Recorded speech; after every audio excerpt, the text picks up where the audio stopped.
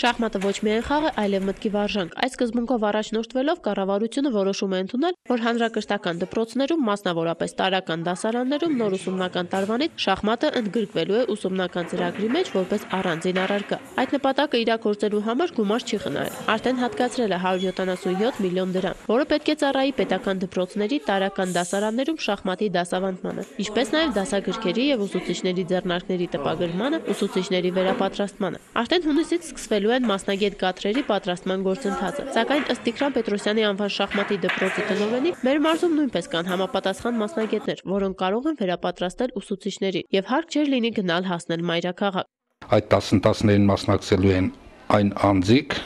որոնք ունեն շախմատային կարգ, շախմատ մարզաձևի կանոնների եւ մրցումների եւ ուսուցանելու համար բավարար իմացություն, ինչպես նաեւ երեխաների հետ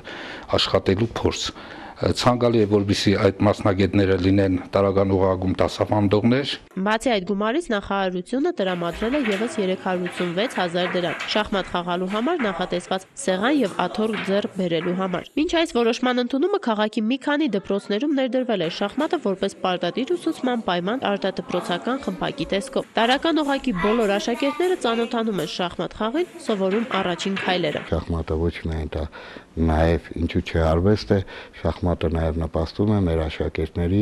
տրամաբանության զարգացմանը, արագ մտածելակերպին։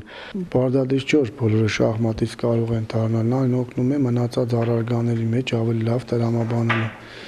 Մանավանդ հետո բացի դրանից այդ մադաղ սերնդի միջից կարող են բացահայտվել նաև մարդիկ, որոնք կարող են դառնալ ուժեղ շախմատիստներ։ Երեխաների տրամաբանությունն է զարգացնում, կարող են նույնիսկ մաթեմատիկային ավելի շատ օգուտ։ Դասածությունների կապը որ շախմատը թիմում կգնով կուզե թող գրե, մամային ասեցի, մաման սավ ես գրեմ, որ դու էշտաս պարապիս, մշմների էշտաս սաղին կրես։ Շատ ողջունելի է, որ շախմատը դպրոցներում դառնում է պարտադիր առարկա։ Ես որպես ծնող, քանի որ իմ աղջիկները եւս հաճախում են շախմատի, տեսնում եմ, թե ինչքան հատկանիշներ կարող են դեպի լավը գնալ, օրինակ հիշողությունը զարգանալ, տրամաբանությունը, համբերատար լինել, կարող են ուշադիր լինել։ Ծնողներս տեսան, որ ես շախմատ լավ եմ խաղում, այստեղ էլ դպրոց բացվեց։ Եվ ես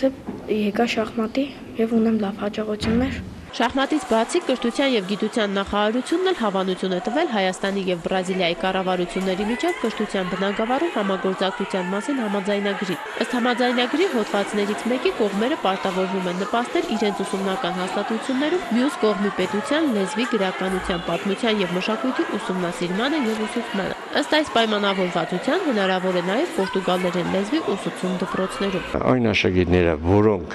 իրոք ունակություններ ունեն եւ ցանկություններ ունեն երրորդ լեզու ուսումնասիրելու, դա ուսումնասիրեն։ Յուրաքանչյուր մարդ պետք է գոնե 3 լեզու պարտադիր իմանա։ Եթե դպրոցում շատ